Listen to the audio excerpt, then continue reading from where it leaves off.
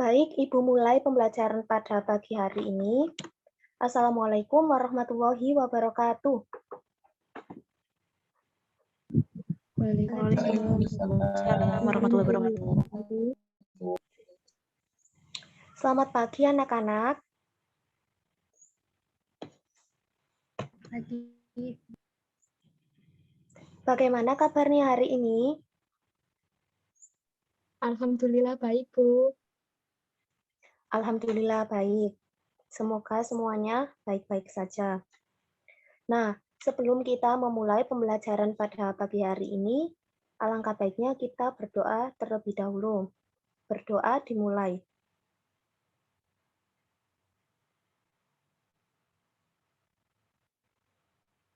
Selesai.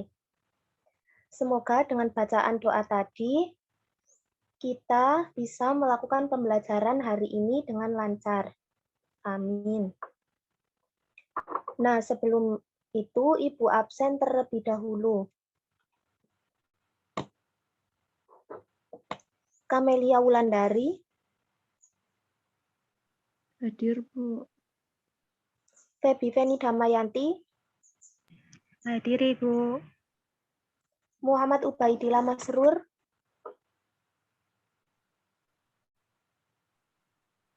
Hadir, Bu. Elvanah Nuria. Hadir, Bu. Irma Nurfaiza. Hadir, Ibu. Uci Febia Paramita.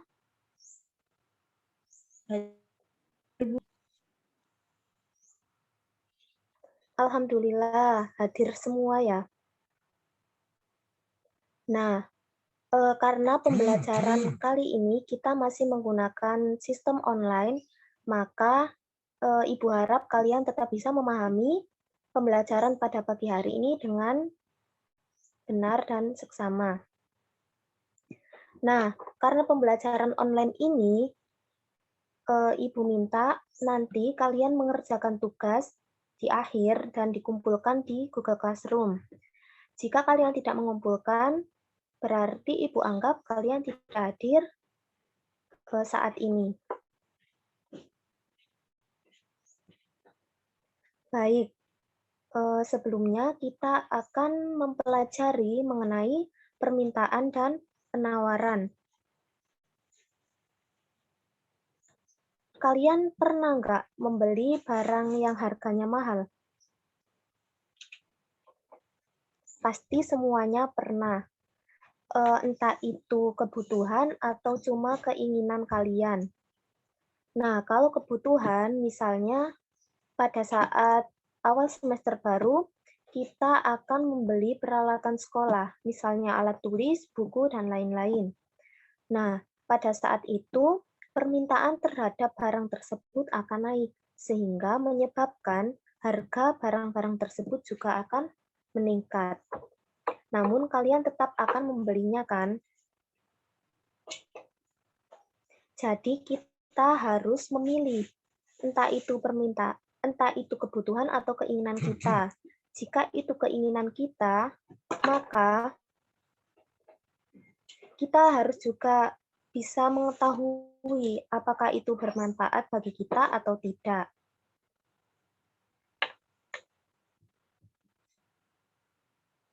Nah, Ibu akan menyampaikan tujuan pembelajaran pada pagi hari ini. Terdapat di PPT.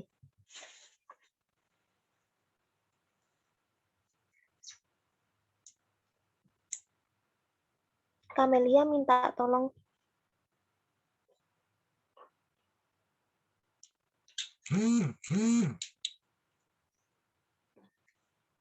Next.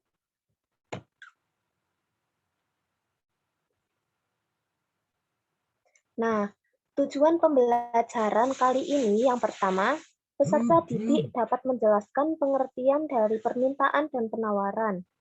Yang kedua, peserta didik dapat mengidentifikasi faktor-faktor yang mempengaruhi permintaan dan penawaran. Yang ketiga, peserta didik dapat menjelaskan kurva permintaan dan penawaran. Yang keempat, Peserta didik dapat menjelaskan hasil analisis mengenai contoh kegiatan permintaan dan penawaran. Next. Nah, coba kalian amati gambar berikut. Menurut kalian itu gambar apa? Pasar, Bu. Iya, bagus. Nah, di pasar tersebut kegiatan jual beli itu berlangsung. Nah, kegiatan jual beli itu tidak akan lepas dari kegiatan permintaan dan penawaran. Permintaan yang dilakukan oleh konsumen atau pembeli, juga penawaran yang. Nah, kedua kegiatan tersebut tidak bisa dipisahkan. Next. Lalu, apa itu permintaan? Ada yang tahu?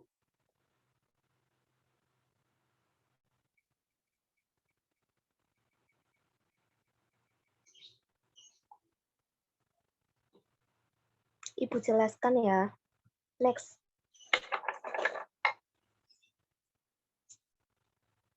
Jadi, permintaan adalah jumlah barang yang ingin dibeli oleh masyarakat dengan berbagai tingkat harga tertentu. Jadi, jumlah barang itu yang diinginkan oleh masyarakat pada saat, waktu, dan harga tertentu. Next. Di dalam permintaan juga terdapat faktor-faktor yang mempengaruhi permintaan. Yang pertama, harga barang. Jadi harga barang itu juga mempengaruhi permintaan.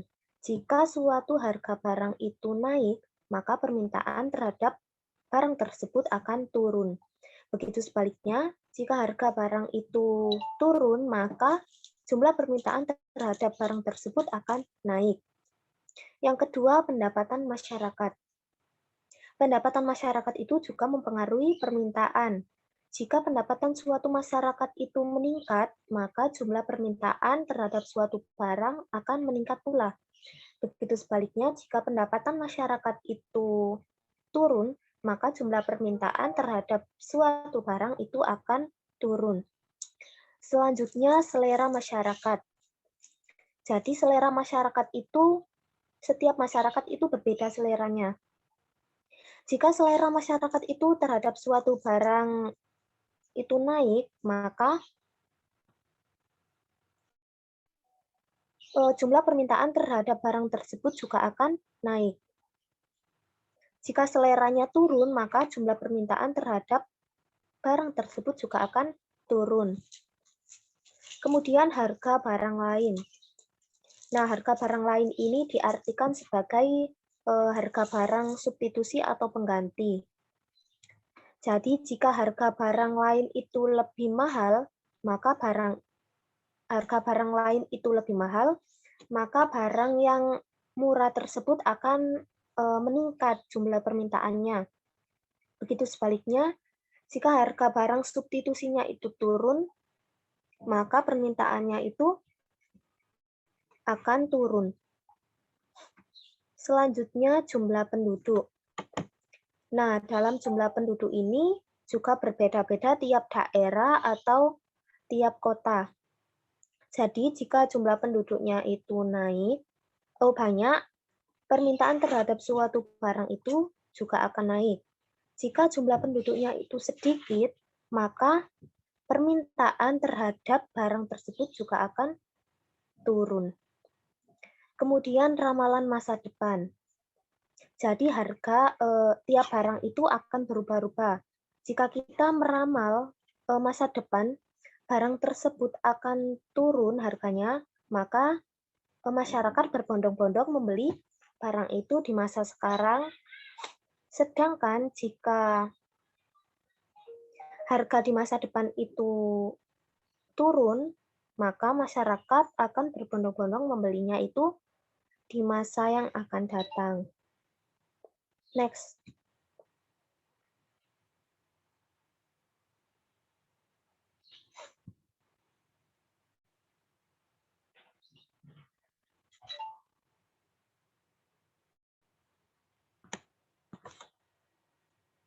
Next.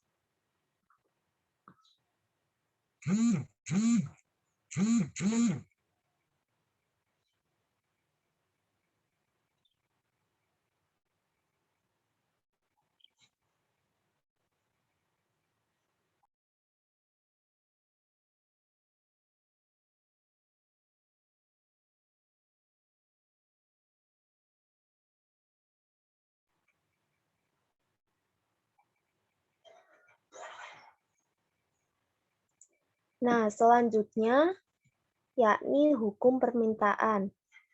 Jadi, hukum permintaan sendiri berbunyi, semakin turun tingkat harga, maka semakin banyak jumlah barang yang tersedia diminta. Dan sebaliknya, semakin naik tingkat harga, maka semakin sedikit jumlah barang yang tersedia diminta. Jadi, jika barang tersebut harganya naik, maka permintaannya akan turun. Begitu sebaliknya, jika harga suatu barang itu turun, maka permintaannya akan naik. Next.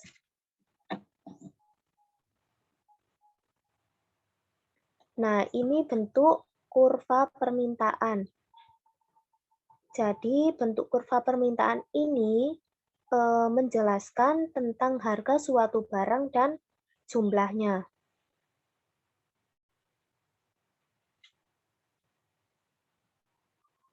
Next. Nah, anak-anak, apakah ada yang ditanyakan tentang permintaan tadi?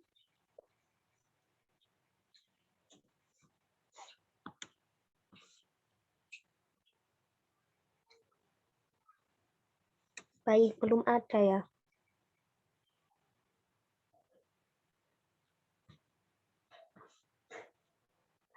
Yang kuotanya banyak, Ibu minta kameranya diaktifkan ya.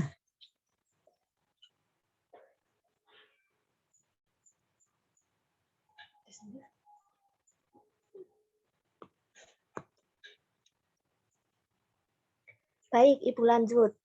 Nah, apa itu penawaran? Ada yang tahu?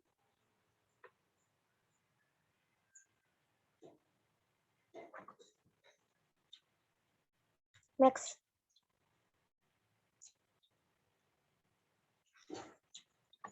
Jadi, penawaran adalah kesediaan penjual untuk menjual berbagai barang pada berbagai tingkat harga dan dalam waktu tertentu. Jadi, jika permintaan tadi adalah jumlah barang yang diminta, maka penawaran ini adalah sejumlah barang yang ditawarkan oleh penjual untuk dibeli oleh konsumen.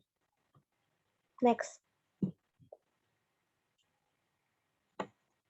Jadi, seperti halnya dengan permintaan tadi, penawaran juga ada faktor-faktor yang mempengaruhinya. Yang pertama, biaya produksi. Jadi, biaya produksi ini juga akan mempengaruhi penawaran. Jika biaya produksi harga yang ditawarkan itu mahal, maka penawarannya itu juga akan sedikit. Jika biaya produksinya itu murah, maka produsen itu akan menambah jumlah penawaran yang ada. Selanjutnya, teknologi. Jadi, teknologi ini juga akan mempengaruhi banyak sedikitnya penawaran. Teknologi jika semakin canggih, maka penawaran yang ada akan semakin naik. Jika teknologinya itu kurang, maka penawarannya itu juga akan sedikit. Nah, selanjutnya harapan akan memperoleh laba.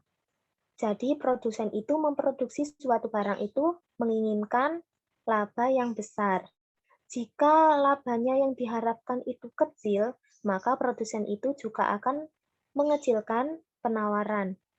Nah, jika harapan akan memperoleh laba itu banyak, maka produsen tersebut akan meningkatkan penawarannya. Selanjutnya, faktor-faktor non-ekonomi. Nah, faktor-faktor non-ekonomi ini seperti contohnya itu pajak.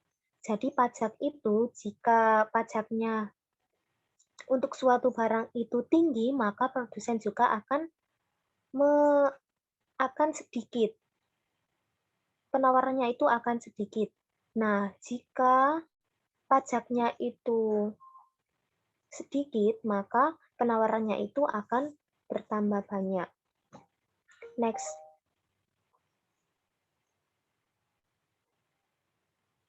Nah, ini kurva penawaran.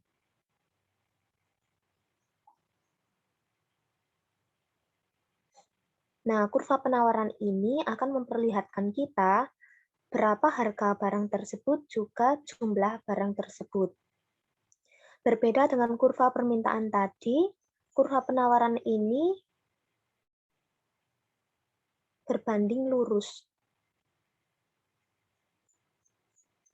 Next.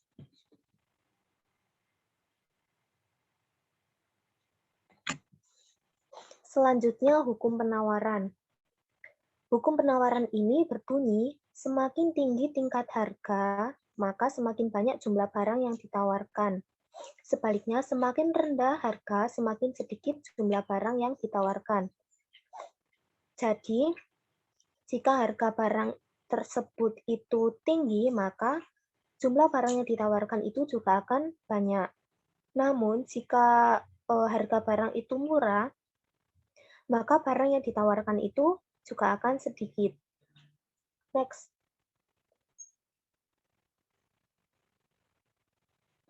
Nah, ini yang Ibu maksud tadi. Jadi, kalian akan Ibu bagi menjadi beberapa kelompok. Nah, tiap satu kelompok itu berjumlah 2 orang. Kalian akan Ibu minta untuk mendiskusikan contoh dari kegiatan permintaan dan penawaran. Kegiatan ini akan ditulis dalam lembar kerja siswa, kemudian dikumpulkan pada Google Classroom. Nanti setelah pelajaran ini selesai.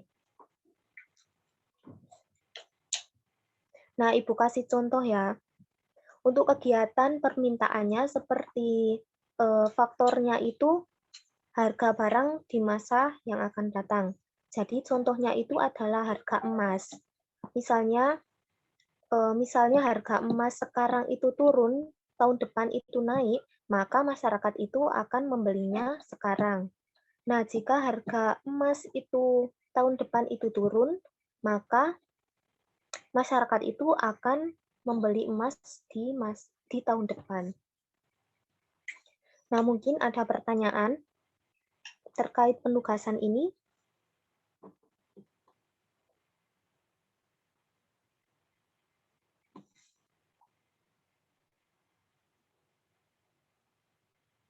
Sudah jelas?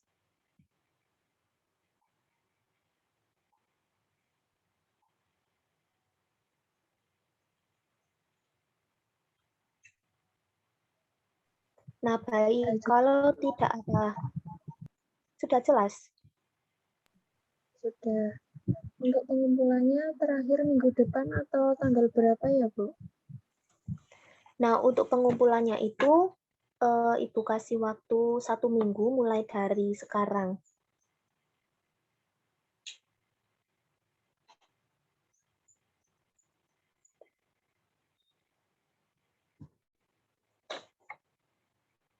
Untuk kelompoknya nanti urut absen saja ya.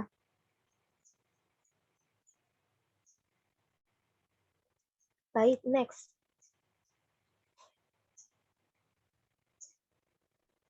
Nah, setelah Ibu kasih tugas kelompok, sebelumnya Ibu akan mengevaluasi kalian.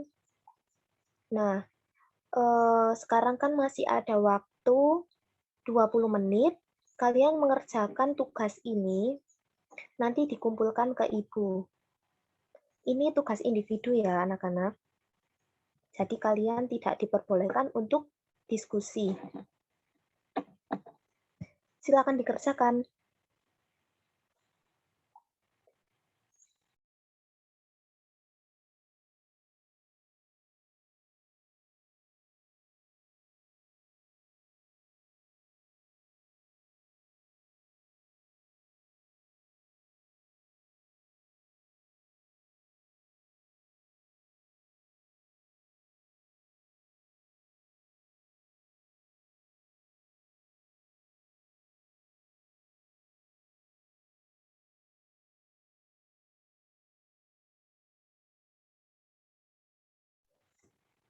Nah, sudah selesai.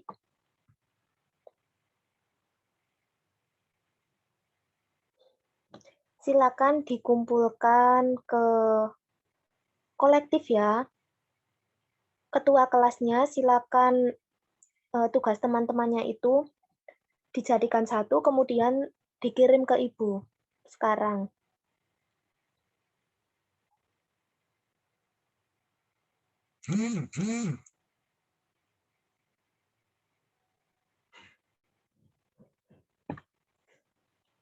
Oke, baik. Ibu sudah menerima tugas kalian.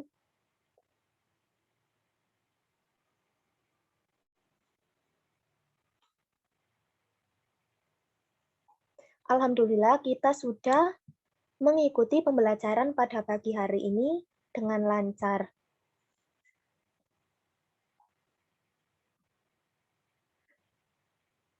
Nah, Ibu kasih kesimpulan. Jadi, permintaan yakni suatu barang atau jasa yang diminta oleh konsumen atau pembeli pada tingkat harga tertentu dan waktu tertentu. Sedangkan penawaran yakni suatu barang yang ditawarkan oleh produsen atau penjual pada tingkat harga tertentu dan waktu tertentu. Hukum permintaan berbunyi jika harga suatu barang itu naik, maka permintaan terhadap barang tersebut akan turun. Begitu sebaliknya, jika harga suatu barang itu turun, maka permintaan terhadap barang tersebut akan naik. Begitu sebaliknya, hukum penawaran itu berbunyi, semakin mahal harga suatu barang, maka semakin banyak jumlah penawaran yang ada. Begitu sebaliknya, semakin murah harga suatu barang, maka semakin sedikit jumlah barang yang ditawarkan. Nah, mungkin ada pertanyaan.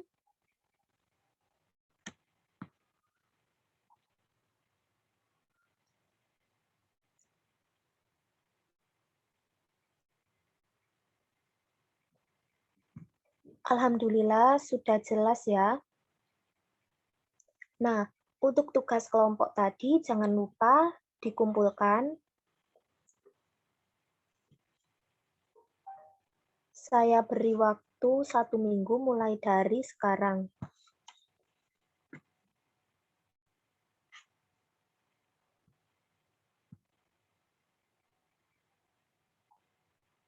Nah, kita akhiri. Karena tidak ada pertanyaan, kita akhiri. Semoga kalian selalu menjaga protokol kesehatan. Jangan lupa untuk selalu belajar. Dan jangan lupa tugasnya. Terima kasih telah mengikuti pembelajaran pada pagi hari ini. Sekian, Ibu akhiri ya. Assalamualaikum warahmatullahi wabarakatuh. Waalaikumsalam warahmatullahi wabarakatuh. Terima kasih, Bu. Iya, sama-sama.